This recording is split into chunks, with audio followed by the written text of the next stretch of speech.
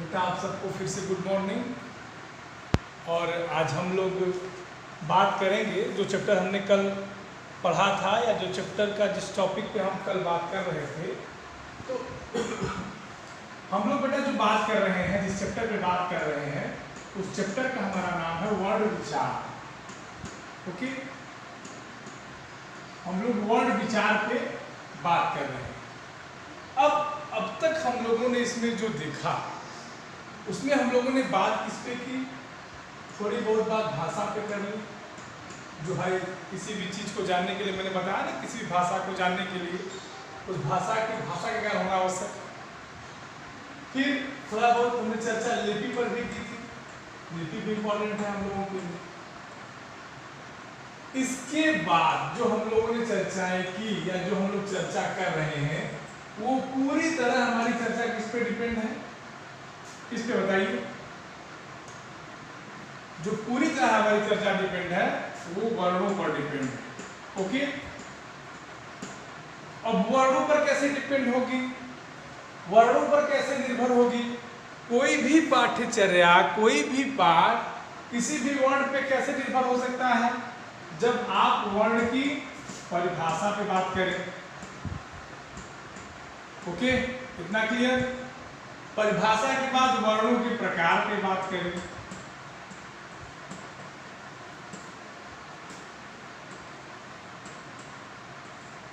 वर्णों के प्रकार में हमने दो देखे थे। आपको याद होगा कल वाली क्लास में मैंने आपको डीपली बताया था, स्वर और व्यंजन। ठीक, स्वर में भी मैंने बताया था स्वर कितने होते हैं, 11 स्वर होते हैं। बेटा आवाज, बेटा सुनो, आवाज जो है इसका माइक थोड़ा सा गड़बड़ है। आप लोग स्क्रीन देखो और ये वीडियो मैं आपको प्रोवाइड करूंगा, वहां आप लोग आवाज सुन लेना। ओके, इसकी आवाज थोड़ी सी गड़बड़ है बेटा। हाँ, और आवाज अगर सुनाई दे रही तो सुनने का प्रयास करिए, और कोई बोलेगा नहीं, क्योंकि बोलेंगे तो आवाज नहीं आएगी। ओके, जो मैं बोल रहा हूं उसको सुनिएगा। हम लोगों ने कल बात की थी 11 स्वरों की, जब स्वरों के प्रकार पे हम बात कर रहे थे, स्वरों की संख्याओं पर बात कर रहे थे, तो स्वर 11, फिर इसके 3 प्रकार हमने देखे थे। एक देखा था हम लोगों ने ह्रस्व, दूसरा देखा था दीर्घ, और तीसरा देखा था प्लुत। कल प्लुत में कुछ लोगों को शंका थी, वो बार बार जो है प्लुत में अपने मन से उदाहरण जोड़ दे रहे थे। तो बेटा याद रखना, कभी भी उदाहरण अपने मन से मत जोड़ना। आपको जब तक कोई भी क्रिटिकल चीज, कोई कठिन चीज का उदाहरण बताया जाए, तो आप प्रयास ये करिए कि अपने मन से अनावश्यक उदाहरण मत पेश करिए। आप तो गलती करेंगे ही, सामने वाले को भी कंफ्यूज कर देंगे। तो इस तरह की गलतियां आप अब नहीं करेंगे। ठीक, हम लोगों ने ह्रस्व, दीर्घ और प्लुत पर चर्चा कर ली। इसके साथ साथ एक चीज हम लोगों ने और देखी, वो क्या थी? मात्रा। हम लोगों ने क्या देखी? मात्रा। मात्राओं पे भी हमने चर्चा कर ली थी। इतना क्लियर हो जाना चाहिए मुझे लगता है। सबको स्क्रीन दिख रहा है कि नहीं, ये बताइए आप लोग। Yes sir. हाँ, तो बस स्क्रीन दिख रहा है। Yes sir. हाँ, हम लोगों ने बेटा कल मात्राओं पे भी थोड़ी बहुत बातचीत कर ली थी ना, कि अ की मात्रा कैसे लगती है, आ की मात्रा कैसे लगती है, ई की मात्रा कैसे लगती है। इन सब पे लगता है हम लोगों ने कल चर्चा कुछ कर ली थी। जहां तक मुझे याद है कि मैंने बताया था ना, अ की मात्रा आपकी किताब में दिया हुआ है। आ की मात्रा ऐसे लगती है, फिर छोटी की मात्रा ऐसे लगती है, बड़ी की मात्रा ऐसे लगती है। ये सब कल आपकी किताब में दिया हुआ है बेटा। फिर छोटा ऊ की मात्रा, फिर बड़ा ऊ की मात्रा, ए की मात्रा, ए की मात्रा ऐसे लगती है, फिर ए की मात्रा ऐसे लगती है, ए की मात्रा ऐसे लगती है, ओ की मात्रा आपको पता ही है, औ की मात्रा ये भी आपकी किताब में दिया हुआ है, तो ज्यादा परेशान होने की जरूरत नहीं है। ठीक,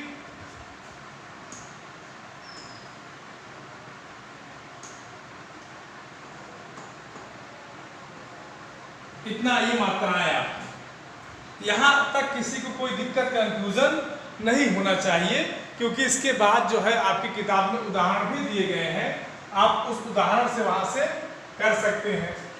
अब इसके बाद बेटा कुछ ऐसे भी शब्द होते हैं जो हिंदी भाषा और इंग्लिश भाषा को मिला के चलते हैं, तो भी उनका हम उच्चारण जो है स्वरों के अंतर्गत कर लेते हैं। ठीक, अब वो स्वर वो कैसे होंगे? जैसे एक हमारा मिलेगा, हमको मिलेगा अ,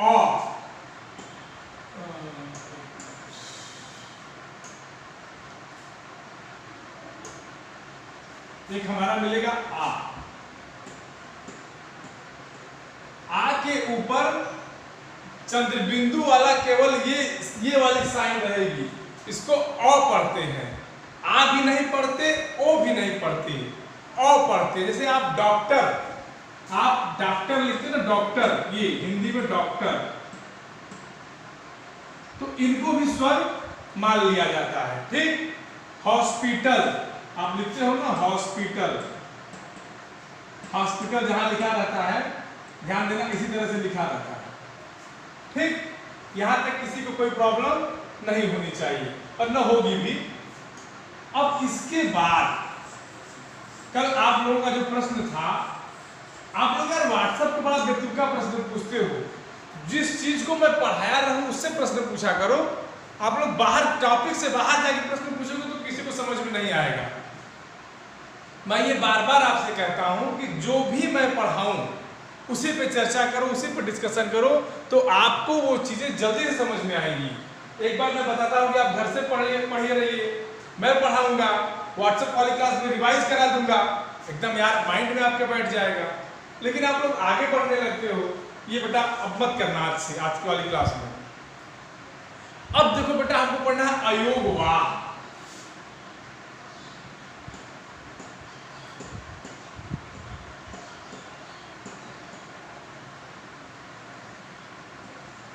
अयोगवाह क्या होता है कि हिंदी वर्णमाला में, हमारे जो हिंदी वर्णमाला है, तो वर्णमाला में कुल कितने अच्छा वर्णमाला जब हम पढ़ा रहे थे, या हिंदी में वर्णों की संख्या हम नहीं बताए थे ना, तो ये ध्यान देना, एक चीज यहाँ नोट कर लेना, आप लोग भूलना मत, यहाँ हम लिख दे रहे हैं, हिंदी में कुल वर्णों की संख्या 52 है। हिंदी में कुल वर्णों की संख्या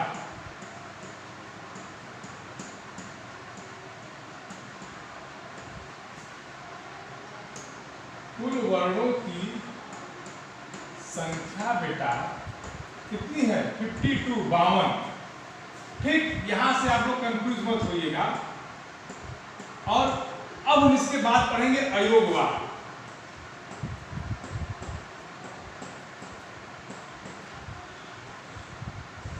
अयोगवाह क्या कहता है कि हिंदी वर्णमाला में कुछ ऐसे भी वर्ण होते हैं जो न तो स्वर होते हैं और न ही व्यंजन होते हैं। ध्यान से सुनिएगा, फिर से सुनो कि हिंदी वर्णमाला में कुछ वर्ण ऐसे होते हैं जो न तो स्वर होते हैं और न व्यंजन होते हैं, तो इन्हें क्या कहते हैं? अयोगवाह कहते हैं। ठीक, जैसे अंग और अह, अंग और अह। ठीक, अब आपसे पूछा जाएगा कि स्वरों की संख्या कितनी है, तो आप बताएंगे 11। वर्णों की संख्या कितनी है? 52। अयोगवाह वर्ण कौन कौन से हैं? अंग और अह। अयोगवाह वर्णों की संख्या कितनी है? 2। इतना क्लियर? इसके बाद जो हमारा अगला है वर्ड में जो हमको पढ़ना है, वो बेटा पढ़ना है अनुनासिक। अनुनासिक और अनुस्वार दोनों में बड़ा महीन अंतर होता है, बहुत ही माइनर डिफरेंस, एकदम। अनुनासिक, ठीक, और अनुस्वार। पहले हम अनुनासिक पे बात करेंगे या अनुस्वार पे बात, अनुनासिक पे बात करना है।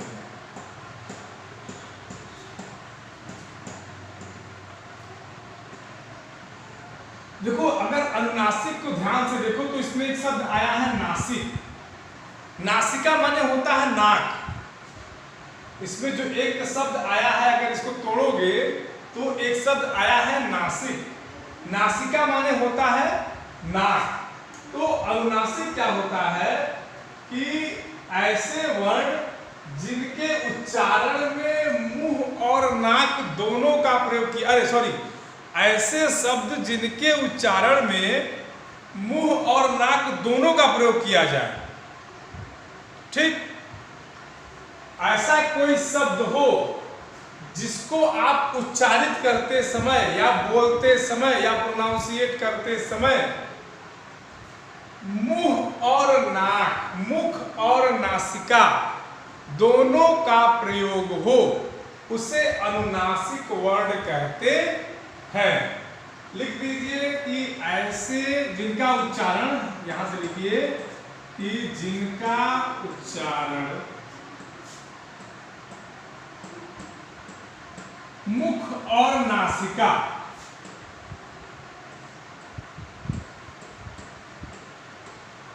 मुख और नासिका से मिलकर होता है या नासिका द्वारा होता है,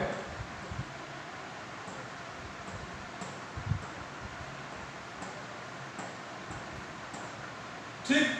अनुनासिक किसे कहते हैं? जिनका उच्चारण मुख और नासिका द्वारा होता है। अब मुख और नासिका द्वारा ऐसे कौन से शब्द हैं जिनका उच्चारण होता होगा?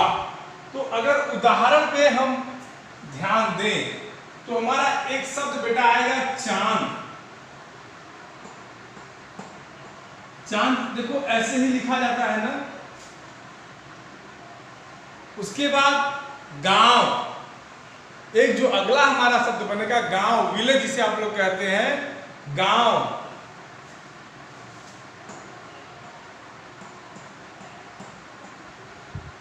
ठीक, एक उदाहरण और लेते हैं, सांप, स्नेक, ऐसे ही लिखा जाता है बेटा। तो अनुनासिक क्या होता है? जब आपसे अगर कोई पूछे कि अनुनासिक क्या होता है तो नासिका शब्द देखना, तो ये जान जाना कि ऐसे वर्ण जिनका उच्चारण मुख और नासिका के द्वारा होता है उन्हें अनुनासिक वर्ण कहते हैं। जैसे अब देखो एक चंद्र बिंदु भी अगर देख लेना तो ये चंद्र बिंदु भी इसकी पहचान है। ठीक, अगर अनुनासिक वर्ण है तो चंद्र बिंदु लगा होगा। इतना क्लियर? ये चंद्र बिंदु का सिंबल होता है।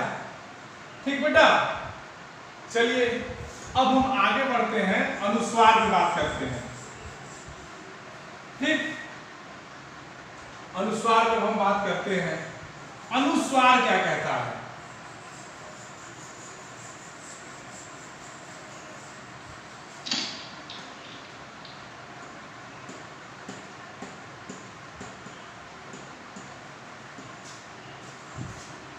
अनुस्वार क्या कहता है कि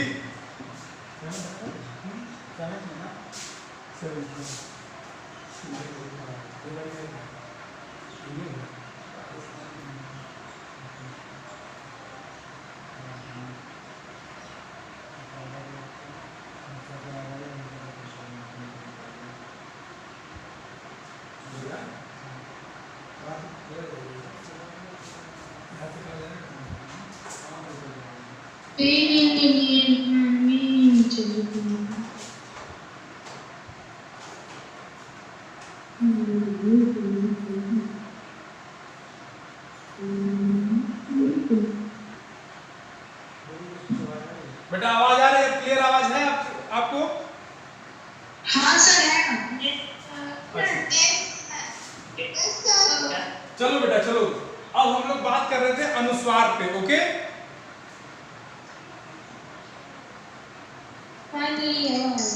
अनुनासिक तक हम लोगों ने बात कर लिया था। अनुस्वार में क्या होगा कि ऐसे वर्ण जिनका उच्चारण सिर्फ या जिनके उच्चारण में जो ध्वनि होती है वो नाक से निकलती है। अनुनासिक में क्या था? मुख और नाक था। अनुस्वार में क्या है? अनुस्वार में क्या होगा? केवल जो है ध्वनि का उच्चारण किससे होगा? परिभाषा आपकी किताब में दी हुई है, मैं समझा दे रहा हूं। ध्वनि का उच्चारण बेटा किससे होगा? नाक से होगा। जो अनुस्वार वर्ण होगा उसका उच्चारण केवल और केवल नाक से होगा, और जो अनुनासिक होगा वो मैंने आपको पहले बता दिया था कि अनुनासिक का उच्चारण कैसे होगा? मुख और नाक दोनों से होगा। ठीक। अब जैसे हम लोग लिखते हैं ना पंडित, एक शब्द हम लोग यूज करते हैं ना पंडित, पंडित में केवल बिंदु लगाते हैं। ठीक। इसके बाद अगला उदाहरण हम देखते हैं, तो अगर क्या मिलता है, चंचल, गंगा। सबको समझ में आ रहा है ना बेटा?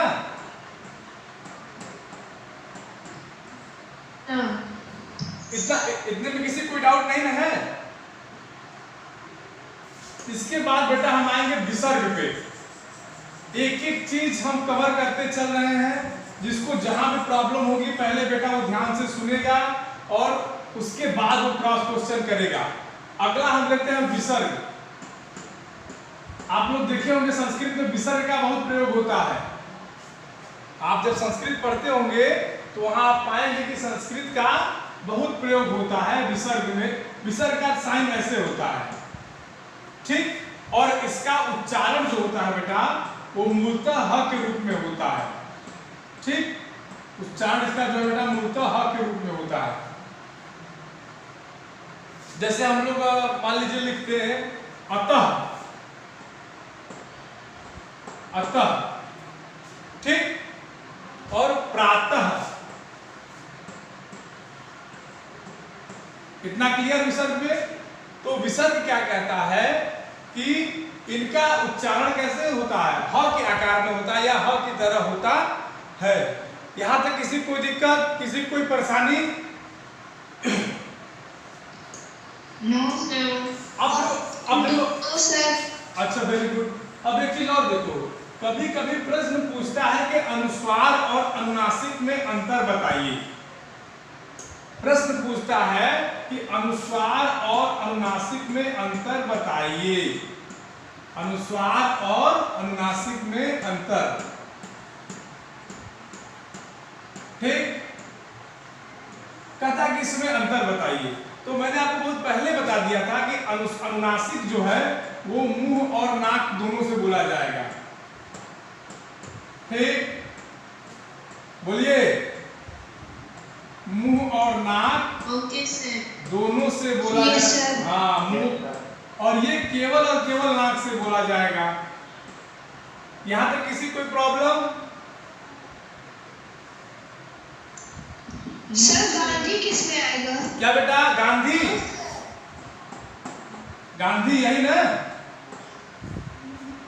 ये सर। हाँ बेटा, ये अनुस्वार में आएगा ना, अनुनासिक में नहीं आएगा। देखो अनुनासिक में मैंने बताया ना कि चंद्र बिंदु जरूर रहेगा। गांधी में चंद्र बिंदु तो है नहीं कि है?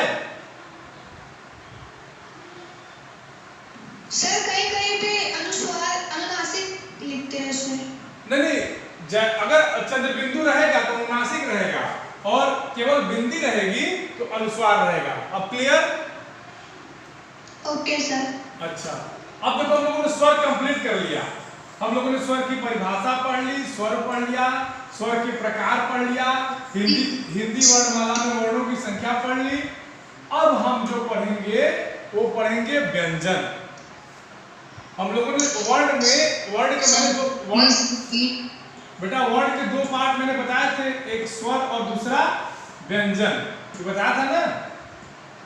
Yes sir. तो स्वर हम लोगों का आज खत्म हो गया। स्वर कितने होते हैं? 11 होते हैं। अयोगवाह कितने होते हैं? 2 होते हैं। विसर्ग 1 होता है।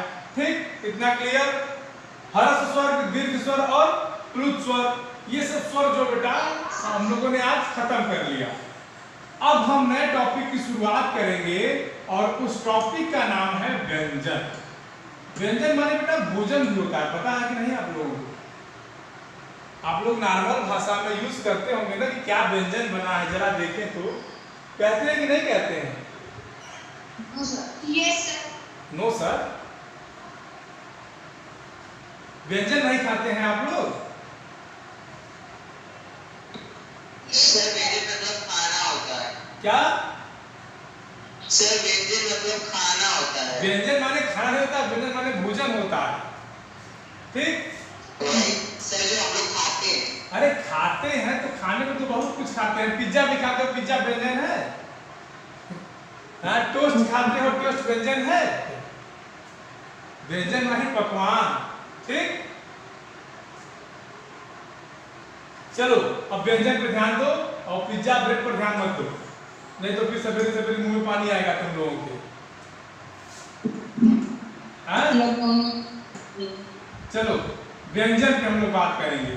स्वर हो गया, अब हम लोग व्यंजन पे बात करेंगे। व्यंजन पे आज बात कर ले कि अगले दिन अगले क्लास में करें? क्या बेटा? सर अभी। अच्छा अभी कर लेना, चलिए आप लोगों का मन है तो। बेटा हम जब स्वर पढ़ा रहे थे तो हमने आपको ये बतलाया था कि हिंदी भाषा में ऐसे स्वर, ऐसे वर्ण जो जिनका उच्चारण स्वतंत्र रूप से किया जाता है या जो अपने उच्चारण में किसी अन्य वर्ण पर आश्रित नहीं होते और जिनके उच्चारण में मुख से निकलने वाली वायु आराम से निकल जाती है, उन्हें स्वर वर्ण कहते हैं। अब व्यंजन वर्ण की जब परिभाषा लिखेंगे तो इससे ठीक उल्टा निकलेगी, इससे ठीक उलट निकलेगी। और वो क्या निकलेगी कि ऐसे वर्ण जिनके उच्चारण में मुख से निकलने वाली प्राणवायु कहीं न कहीं अवश्य बाधित हो और ये वर्ण हमेशा उच्चारण के लिए अन्य वर्णों पर आश्रित रहे। ठीक, परिभाषा तो मैंने बड़ी लंबी बोल दी, कितने लोगों को तो सर के ऊपर से निकल गया होगा। क्यों? सही बात नहीं सर। समझ में आया कुछ? किसको? ये सर इतने सालों से पढ़ते हुए आ रहे हैं। अच्छा, इतने सालों से पढ़ते हुए आ रहे हैं व्यंजन। Yes sir. अच्छा तो बताओ क्या, बताओ क्या होता है व्यंजन, बताओ तो। सर व्यंजन वो वर्ड है जो स्वतंत्र रूप से बोले नहीं जाते। हाँ, और इनके उच्चारण में स्वरों की सहायता लेनी पड़ती है। ठीक, जिन ध्वनियों के उच्चारण में स्वरों की सहायता लेनी पड़ती है, हाँ, उन्हें हम व्यंजन कहते हैं। अरे वाह, वेरी गुड। तो अब जो मैंने बताया वो समझ में आया कि नहीं, पहले ये बताओ। Yes sir. Yes sir. समझ में आ गया ना, वहां पे दिक्कत नहीं ना है। अब देखो व्यंजन के प्रकार, तो प्रयत्न के आधार पे व्यंजन कितने प्रकार के होते हैं? पहला होता है स्पर्शी व्यंजन। नंबर 1 क्या आएगा बेटा? स्पर्शी व्यंजन। ठीक, दूसरा उष्ण व्यंजन, तीसरा अंतस्थ व्यंजन। ठीक, और चौथा आएगा संयुक्त व्यंजन। इतना कुछ आप लोगों के पास जानकारी थी कि नहीं इस बारे में? सर जानकारी थी। अच्छा, यस सर। अच्छा सर लेकिन सर एक्सक्यूज मी सर। हाँ बेटा बोलो। सर स्पर्शी व्यंजन के बाद सर अंतस्थ आता है। अरे बेटा कोई दिक्कत नहीं है। अरे हाँ, ये सब व्यंजन के ही तो अंग हैं। वो बात नहीं है सर। सर जब हम लोग पूरा सर जब व्यंजन माला का सर हाँ हाँ, लिखते हैं, हम समझ रहे हैं कि आप क्रम की बात कर रहे हैं ना, आप क्रम की बात कर रहे हैं ना। Yes sir. हाँ, तो क्रम से कोई मतलब नहीं, उससे कोई दिक्कत नहीं है। इतना जान लो कि व्यंजन 4 प्रकार के होते हैं प्रयत्न के आधार पे। किसके आधार पे होंगे? प्रयत्न के आधार पे। हाँ, प्रयत्न के आधार पर 4 प्रकार के होते हैं, स्पर्शी, उष्ण, अंतस्थ और संयुक्त। अब बेटा इतना मैंने पढ़ा दिया और आपको अब कोई दिक्कत परेशानी, जितना मैंने अब तक पढ़ाया है वर्ड से लेके, स्वर वर्ण से लेके व्यंजन की परिभाषा तक, इसको मैं अगली क्लास में पढ़ाऊंगा। जब नेक्स्ट क्लास हमारी मंगलवार को होगी तो वहां मैं इसको बताऊंगा। ठीक है, तब तक आप लोगों को जो प्रॉब्लम हो बेटा उसको डिस्कस करो तो। ओके,